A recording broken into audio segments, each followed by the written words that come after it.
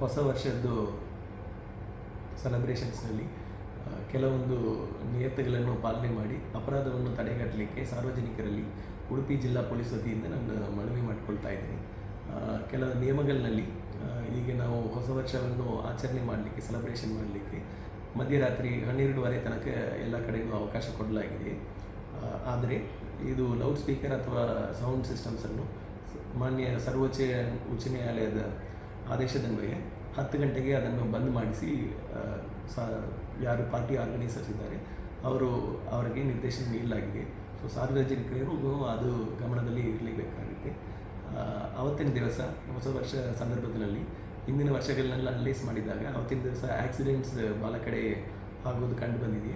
ಆದರೆ ಇದು ಸಾರ್ವಜನಿಕರು 2 ವೀಲರ್ನಲ್ಲಿ ಟ್ರಾವೆಲ್ ಮಾಡುವವರು ದಯವಿಟ್ಟು ಹೆಲ್ಮೆಟನ್ನು ಯೂಸ್ ಮಾಡಬೇಕು. ಅದೇ ರೀತಿ 4 ವೀಲರ್ನಲ್ಲಿ ಟ್ರಾವೆಲ್ ಮಾಡುವವರು ಸೀಟ್ ಬೆಲ್ಟನ್ನು ಉಪಯೋಗಿಸಬೇಕು. ಅವತ್ತಿನ ದಿವಸ ಯಾರು ಟ್ರಾವೆಲ್ ಮಾಡ್ತಾ ಇದ್ದಾರೋ ಸ್ವಲ್ಪ ಎಚ್ಚರದಿಂದ ಟ್ರಾವೆಲ್ ಮಾಡಬೇಕಾಗಿ ಒಂದು ಮನವಿ ಮಾಡ್ಕೊಳ್ತಾ ಇದ್ದೀವಿ. ಇನ್ನೊಂದು ಇಂಪಾರ್ಟೆಂಟ್ ವಿಷಯ, ಇದು ಸೈಬರ್ ಕ್ರೈಮ್ ರಿಲೇಟೆಡ್ ವಿಷಯ.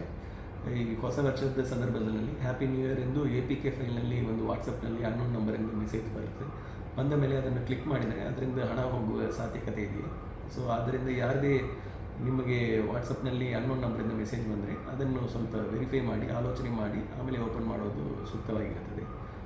ಮತ್ತು ಇನ್ನೊಂದು, ಹೊಸ ವರ್ಷದ ಸಂದರ್ಭಗಳಲ್ಲಿ ಉಡುಪಿ ಜಿಲ್ಲೆಯಲ್ಲಿ ಹಲವಾರು ಕಡೆ ಬೀಚಸ್ ಇರೋದರಿಂದ ಅಲ್ಲಿ ಡ್ರೌನಿಂಗ್ ಡೆತ್ಸ್ ಜಾಸ್ತಿ ಆಗಲಿಕ್ಕೂ ಚಾನ್ಸಸ್ ಜಾಸ್ತಿ ಇದೆ.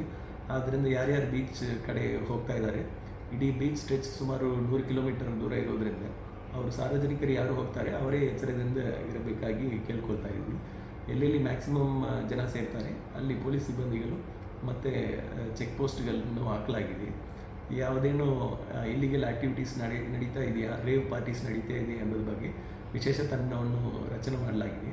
ಅವರು ಅಪಾರ್ಟ್ಮೆಂಟ್ಸು ಮತ್ತು ಹೋಮ್ ಸ್ಟೇಸು ಅಥವಾ ಇತರ ಜಾಗಗಳಲ್ಲಿ ಎಲ್ಲಿ ಈ ಥರ ಪಾರ್ಟೀಸ್ ನಡೆಯುತ್ತೋ ಅದನ್ನು ಹೋಗಿ ರೈಡ್ ಮಾಡ್ತಾರೆ.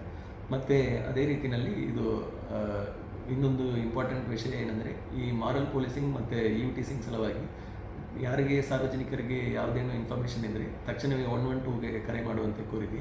ಅದನ್ನು ನಾವು ಗಂಭೀರವಾಗಿ ಪರಿಗಣಿಸಿ ನಾವು ಸ್ಟ್ರಿಕ್ಟಾಗಿ ಅದರ ಮೇಲೆ ಕ್ರಮ ತಗೊಳ್ತೀವಿ. ಎಲ್ಲರಿಗೂ ಹೊಸ ವರ್ಷದ ಶುಭಾಶಯಗಳು. ತಾವೆಲ್ಲರೂ ಈ ನಿಯಮಗಳನ್ನು ಪಾಲನೆ ಮಾಡಿ ಜಿಲ್ಲಾ ಪೊಲೀಸಿಗೆ ಸಹಕರಿಸುವಂತೆ ಮತ್ತೊಮ್ಮೆ